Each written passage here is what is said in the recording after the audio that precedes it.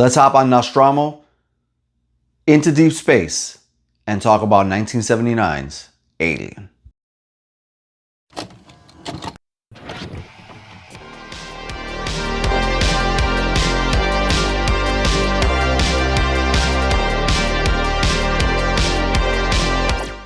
What's going on, people? Alex Thorn here, and I'm just a rock and roller who in his downtime likes to watch movies while wearing a bandana.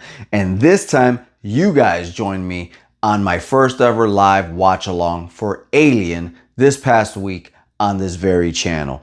And if you joined me, thank you so much. It was a pleasure watching with you guys, and copyright claims or not, I learned my lesson.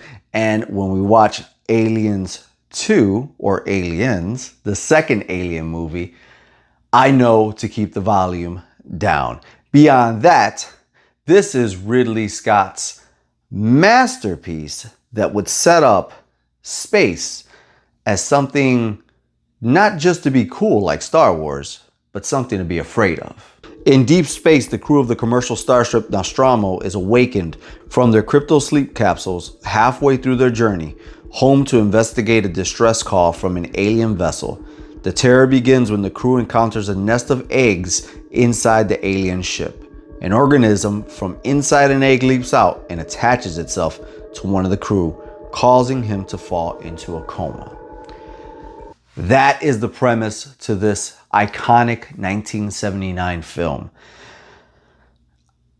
Right away, I want to preface that it has been years since I watched this first Alien.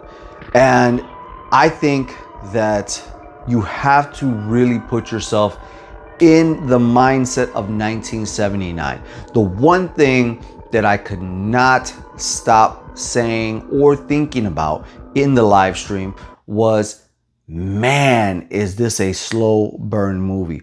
You know, since this movie came out, we've had 7 other Alien films. We're talking about Aliens 3, Resurrection, Alien Covenant, Prometheus, AVP 1 and AVP 2. So we're used to these things happening. After part 1, you really have no more reason to go really slow, right? Because we discovered what aliens are and where they are. Now it's time to multiply them, and it made it be something that was unknown, especially when you have the iconic face hugger that turns into a xenomorph. One of the things that I realized right away was how gorgeous the remaster of this movie was. Now, I didn't watch it on physical media, which I'm sure looks even better than what I saw on Hulu, but I'm pretty sure that was the remastered version on Hulu. I was just watching it in 1080p, but the color grading of this movie was great. It was a beautiful balance between blue hues and bronze hues.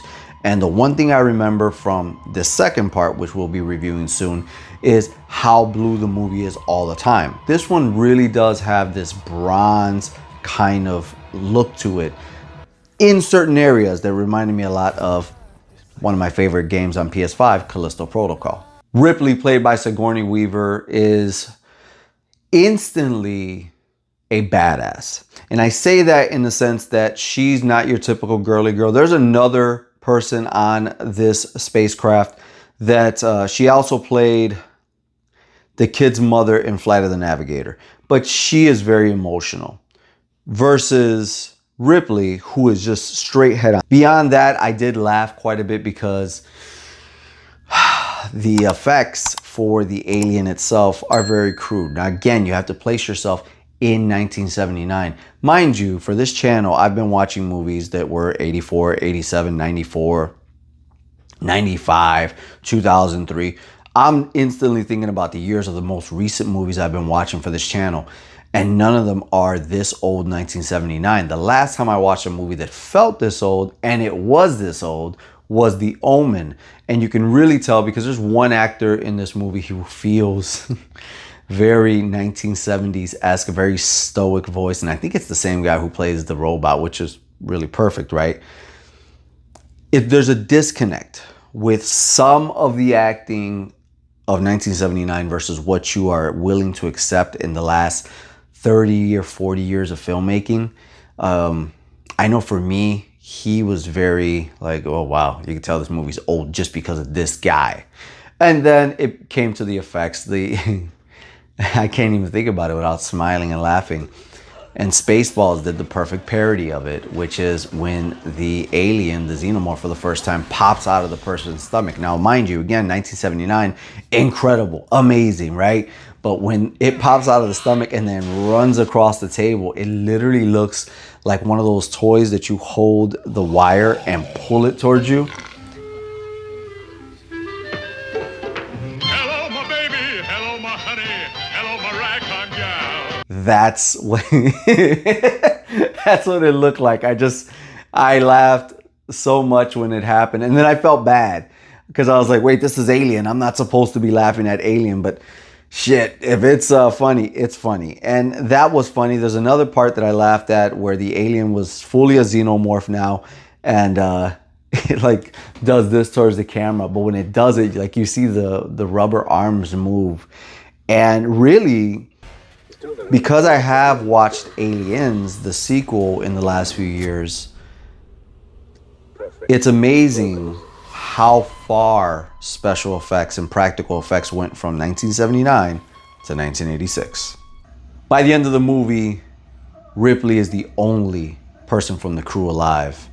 And while she's standing there in her tidy, whitey, small spaceship underwear, she figures out, and it is revealed to her, that the alien is aboard her spacecraft that she escaped from.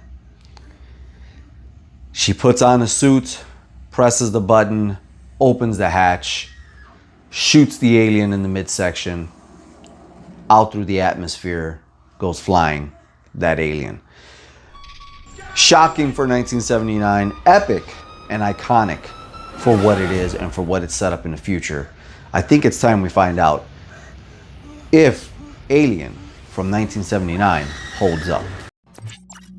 As far as acting goes, I'm gonna give this movie 3 bandanas out of 5. There are a few people that really just bring the experience down, but overall it's okay. When it comes to effects, for 1979, this is 4 bandanas out of 5. They did what they could and they did well. And as far as story goes, I'm gonna give this 5 bandanas out of 5. So when you ask me, does the original Alien hold up? As a story and an experience, and because they knew they could not show the alien often because it was very, plasticky, or not plasticky, maybe rubbery is the better word. I'm gonna say yes, Alien does hold up, but you have to temper your expectations when it comes to the actual alien. Maybe it's just the TV. I watched it on the LG C3 OLED. I don't know, or maybe it's just my expectations are too high now. But I did feel like, I don't know if I'm going to be watching this movie again for another 10, 15 years, as I haven't watched it previously. So guys, let me know, have you seen the original Alien from 1979? Are you old enough to say and comment on this and let us know that you went and saw it in the theater? Did you experience it on cable first? How was the first time you watched Alien? And do you still love it to this day?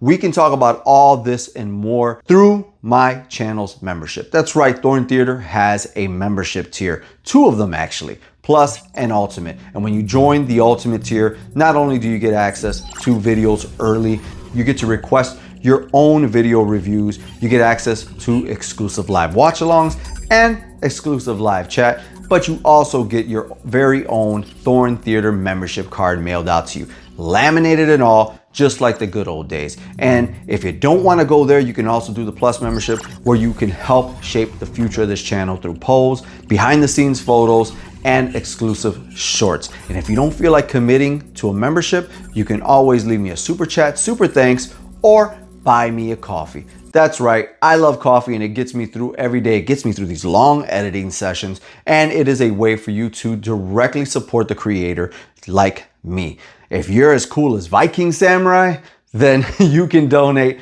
to this channel. And in their latest update, they've enabled creators like me to thank you personally with a video. And you can do all that right now by clicking on the link below or scanning this QR code right on your TV. Guys, I'm going live to watch Aliens. I hope you join me. I'm gonna leave a card to that right here, a link to that right here. And you know what I gotta do? I gotta watch Aliens, review it for you, and then watch some more Aliens because we are going through it this month.